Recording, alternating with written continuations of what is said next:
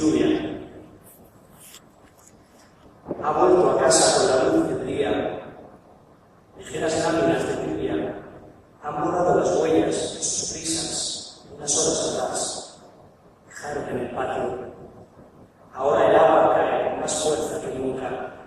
Es un ruido bastante peculiar en la lluvia cuando golpea estrepitosamente la mañana.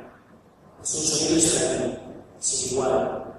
Un sonido que crece y que baila por pura complacencia. Es un sonido terror, pero a su vez relaja. Y ella duerme desnuda sobre la cama. Duerme y en un sueño. Cuando despierte, el cielo cantará por estas calles.